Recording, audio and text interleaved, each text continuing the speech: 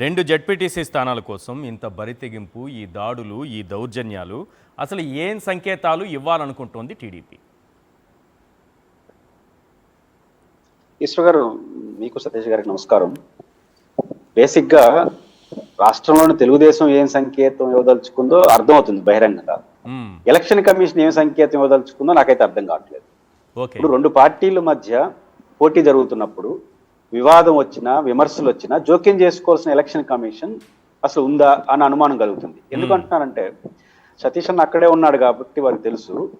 పదుల సంఖ్యలో వెహికల్స్ ఏంటండి, ఎమ్మెల్యేలుగా పోటీ చేసినా, జెడ్పీటీసీగా పోటీ చేసినా వాళ్ళకి పరిమితమైన సంఖ్యలో, అది కూడా ఎలక్షన్ కమిషన్ ఆమోదించినటువంటి వెహికల్తో వెళ్ళాలి. అలా కాకుండా పదుల సంఖ్యలో పైపెచ్చు ఇదేమన్నా రహస్యంగా పెట్టుకుంటున్నారా? ప్రధాని మోడీ గారికి కూడా ఉండదేమో ఆ కాన్వాయ్. ఆ స్థాయిలో మీరు ఆ విజువల్స్ చూసారా? ఒక దాదాపు 30-40 వెహికల్స్ ఒక చిన్న పల్లెటూరికి, చిన్న పల్లెకి, అసలు రోడ్డు కూడా లేదు, దాదాపు 30-40 వెహికల్స్ ఆగున్నాయి వరుసపెట్టి ఒక కాన్వాయ్. నేను అక్కడే ఎలక్షన్ కమిషన్ ప్రశ్నిస్తా ఉండేది. పాయింట్ ఏంటంటే, మనం మామూలుగా తన ప్రత్యర్థి ఎన్నికల కమిషన్ ఫిర్యాదు చేస్తాడు. వాళ్ళు 10 మందో 20 మందో అదనంగా తీసుకెళ్తున్నారండి. ఇక్కడ వాళ్ళే చెప్తున్నారు మేము ఇంతమందితో పోతున్నామని. ఇప్పుడు వాళ్ళ స్టేటస్ లో పెట్టుకొని ఒక బల ప్రదర్శన లాగా 50 వెహికల్స్ 60 వెహికల్స్ పోతున్నట్టు ఇంకేం విచారించాల్సిన అవసరం కూడా ఏమీ లేదు కదా. ప్రత్యర్థులు పరస్పరం విమర్శించుకుంటే మీరు విచారించి నిజానిజాలు దాల్చాలి. వాళ్ళ స్టేటస్ లోనే పదుల సంఖ్యలో వెహికల్స్ పోతున్నప్పుడు ఎందుకు అలౌ చేస్తున్నారు? అంటే వెహికల్స్ అలౌ చేస్తున్నారు. వెహికల్స్ అలౌ చేసిన తర్వాత ఇంకా ఫర్దర్ యాక్టివిటీ జరుగుతా ఉంది. అంటే ఎలక్షన్ కమిషన్ మినిమం పాత్ర పోషించకపోతే ఎక్కడి దారి తీస్తుంది ఈ పరిణామాలు అనేది వాళ్ళు అర్థం చేసుకోవాలి. నాకు అనిపిస్తుంది ఈశ్వర్ గారు, బేసిక్ గా పులివెందులు అన్నది వైఎస్ కుటుంబానికి, ఆ ప్రాంతానికి అవినాభావ సంబంధం ఉంది. కేవలం రాజకీయ సంబంధమే కాదు, ప్రజా జీవితంలో అనుబంధం కూడా ప్రతి ఇంటికి. వైఎస్ కుటుంబానితో అనుబంధం లేని, సాయం పొందని కుటుంబం పులివెందులలో లేదు. అంత బలమైన ఉన్న ఏరియాలో మీరు ఇంకా బలంగా గెలవాలనుకుంటే గెలవండి, ప్రజలకి సేవ చేసి గెలవండి. ఇప్పుడు సతీష్ అన్న ఇక్కడే ఉన్నాడు కాబట్టి ఉదాహరణ చెప్తాను. ఆ రోజు రాజకీయంగా సతీష్ రెడ్డి గారు ప్రత్యర్థిగా ఉన్నప్పుడు ఎలా పోవాలనుకున్నారు? ఒక నిరాహార దీక్ష చేసి గండికోటలో ఫస్ట్ ఫేజ్ లో నీళ్ళు ఇచ్చి ఇది చేశాం కాబట్టి మాకు ఓటేయని పోవాలనుకున్నారు. మీరు కూడా అట్లా స్ఫూర్తితో పోండి. మీరు అధికారం ఉంది, గడ్డం కూడా పెంచారు, నాకు బాగా గుర్తుంది. గడ్డం కూడా 45 కోట్ల రూపాయలు ఇచ్చి ఫస్ట్ లిఫ్ట్ చేసి నేను ఇది చేశాను అంటే, ఆ రోజు వారు అనుకునేది ఏంటంటే వైఎస్ కుటుంబంతో రాజకీయంగా పోరాడాలంటే మనం ఏదైనా చేసిపోవాలనుకున్నారు. మీరు ఇప్పుడు చేయండి, 4 ఏళ్ళు అధికారంలో ఉన్నారు కదా, మిగిలిన పనులు ఏమున్నాయి చెయ్యండి. చెయ్యకపోగా వాళ్ళకి వాటి మీద నమ్మకం ఉందని నాకు నమ్మకం లేదు ఈశ్వర్ గారు. ఎందుకు నమ్మకం లేదు?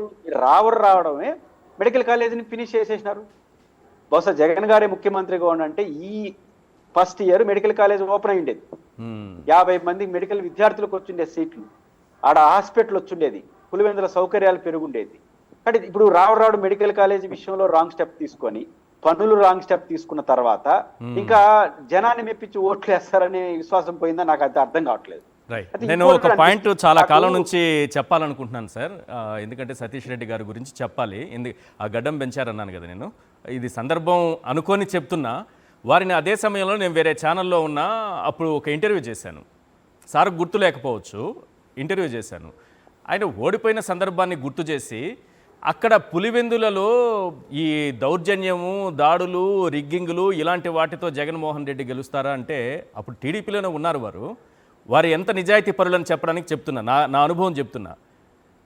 జగన్మోహన్ రెడ్డి గారికి అవసరం లేదండి అన్నారు అప్పట్లో వారు అన్నమాట. ఆ రోజు ఏ రోజు కూడా ఇటువంటి దౌర్జన్యాలు, దాడులు కనుక ఇక్కడ దాడులు చేయడానికి కూడా నేను అనుకుంటుంది బేసిక్ గా ఈశ్వర్ గారు, ఒక్క వెంకటప్ప మెమోరియల్ స్కూల్ ద్వారానే ప్రతి ఏటా 2500 మంది ఉచితంగా పేదలకు విద్యను అందిస్తుంది ఆ కుటుంబం. లేటెస్ట్ గా రాజారెడ్డి గారి పేరు తినపడిన ఐ హాస్పిటల్ పేరుతో ఉచితంగా వైద్య సేవ చేస్తుంది.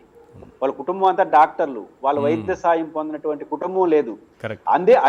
అదే కాన్ఫిడెన్స్. ఇక్కడ నా పాయింట్ ఏంటంటే, దాడులు కూడా ఇక్కడ వైసీపీలో చర్చ నడుస్తుంది. అదేంటంటే పులివెందుల లాంటి ప్రాంతాల్లో దాడులు చేయడం ఏంటి, తిరిగి ఎందుకు అంటే నా అనుకుంటుంది, ఇట్లాంటి కవ్వింపు చర్యలు చేసి సహజంగా ఏమనిపిస్తుంది, బలమైన నియోజకవర్గంలో మీరు నన్ను ఒకటి కొడితే నేను కూడా మిమ్మల్ని 2 కొట్టాలనిపిస్తుంది. అంతే కదా మానవ జీవితంలో. అట్లా ఈ పక్క నుంచి రియాక్ట్ అయిపోతే వరుసగా అరెస్టులు చేసేసేసి అవును. మొత్తం ఫినిష్ చేయాలనుకుంటున్నారని అనిపిస్తుంది. బహుశా వైసీపీ కూడా దాన్ని గమనించే ఇట్లా దాడులు జరుగుతున్నా డెమోక్రటిక్ గా ఎదుర్కొంటూనే వెళ్తుందంటే ఉందనుకుంటున్నారా? సమయంగానే ఉంది. ఒక 2-3 రోజుల నుంచి గమనిస్తూ ఉంటే ఇన్ని దాడులు జరుగుతున్నా చాలా సమయంతో వ్యవహరిస్తున్నట్టుగానే కనిపిస్తోంది. అదే నేను అంటుంది, అదే గమనిస్తున్నారు వాళ్ళు కూడా. ఎందుకంటే సమాజం రాష్ట్రం అంతా ఏమనుకుంటుంది, పులివెందులు ఏంటంటే వైసీపీ వాళ్ళ మీద దాడులు, పులివెందులు ఏంటండి అనే వచ్చినప్పుడు ఆటోమేటిక్గా రెచ్చిపోతారుగా. అవును. రెచ్చిపోయి పక్క యాక్టివిటీ అయిపోయింది అనుకోండి, కేసులు పెట్టి అరెస్ట్ చేసేస్తారు, సర్ప్రైజ్ చేసి పడేస్తారు. ఇట్లాంటి వ్యూహంతో ఏమన్నా ఇట్లాంటి జరుగుతున్నాయా అన్న అనుమానం కలుగుతుంది. ప్రభుత్వం గమనంలో పెట్టుకోవాల్సింది, పులివెందుల్లో మీరు గెలిచే అవకాశం నెంబర్ 1 లేదు. ఒకవేళ ఇట్లాంటి దాడులతో గెలిస్తే నమ్ముతారా ప్రజలు? విశ్వసిస్తారా ప్రజలు? దాని ద్వారా ఏం సాధిస్తారు? పులివెందుల్లో లేని కల్చర్ ముందుకు తీసుకొస్తారు. అంటే పులివెందుల్లో అక్కడ ఉన్నటువంటి లోకల్ వాళ్ళు ఎవరు రెచ్చిపోవట్లేదు, వాళ్ళందరికీ వాస్తవాలు తెలుసు. బయట నుంచి వస్తున్న పరిమితులు విధించాలి కదా ఈశ్వర్ గారు. ఎలక్షన్ కమిషన్ ఈ సందర్భంగా మినిమం స్పందించకపోతే ఖచ్చితంగా లీగల్ కూడా ప్రొసీడ్ కావాల్సి వస్తుంది. అంటే నాకు తెలిసి 2 జడ్పీటీసీ స్థానాలు, 3 ఎంపీటీసీ స్థానాలు, వీటినే సక్రమంగా నిర్వహించలేకపోతే ఇంకా ప్రజాస్వామ్యం ఉంటుంది. ఎన్నికల కమిషన్ మీరు అన్నట్టు ఎందుకు ఇంకా? అదే కదా, ఇప్పుడు ఎన్నికల కమిషన్ మినిమం రోల్ పోషించినప్పుడు కమిషన్ ఎందుకు? ఎస్పీ గారు అక్కడ ఉన్నటువంటి ఎంఆర్ఓ గారు నిర్వహించేస్తారు కదా. మేమే పాత్ర పోయించాం, నోటిఫికేషన్ ఇస్తాం, ఎన్నికలు వచ్చిన తర్వాత ఫలితాలు అనౌన్స్ చేస్తాము అంటే అది ఇంక ఎలక్షన్ కమిషన్ పాత్రే ఉంటుంది. అంటే ఎలక్షన్ కమిషన్ ఖచ్చితంగా మీ రూల్స్ పాటించండి. ఇప్పుడు వైసీపీ వాళ్ళు చెప్పిందంత ఏనమని నేను చెప్పను. కనీసం నేను చాలా ఎన్నికల దూరం నుంచి చూశాను, సతీష్ అన్న చూశారు, వారు ఎమ్మెల్యేగా పోటీ చేశారు. ఎన్ని వెహికల్స్ ఇస్తారో చెప్పమనండి ఎమ్మెల్యే క్యాండిడేట్ కి. అవును. కానీ ఇక్కడేంది, ఎవరు పోయినా 10 వెహికల్స్ 20 వెహికల్స్ స్టేటస్ లో పెట్టుకొని పాటలు వెనకాల సౌండ్స్ ఇచ్చుకుంటా మేము పోతున్నాం, రాజుపోయి ఇట్లాంటి సినిమా పాటలు తీయించుకుంటా పోతా ఉంటే ఎలక్షన్ కమిషన్ అలో చేస్తా ఉందంటే ఇంక ఎన్నికల రోజు ఎలా ఉంటుందో అర్థం. కాబట్టి ఎలక్షన్ ఫేర్ గా జరగాలంటే ఎలక్షన్ కమిషన్ యాక్టివైజ్ కావడం తప్ప, లేకపోతే ఏమవుతుంది, పరస్పరం ఇద్దరు దాడులు చేసుకుంటే డెమోక్రసీ నష్టపోతుంది. పులివెందుల ప్రశాంతంగా ఉన్న పులివెందుల లేనిపోని కొత్త కాంప్లికేషన్ తీసుకొస్తే అక్కడ ప్రాంత ప్రజలు నష్టపోతారు. ఈ ఎన్నికల్లో వీళ్ళేముంది, బయట నుంచి వస్తారు, గొడవలు చేసుకుంటూ వెళ్ళిపోస్తారు. రేపు ఒకరి ముఖాలు చూసుకోవాల్సింది ఎవరు? పులివెందులోలే కదా.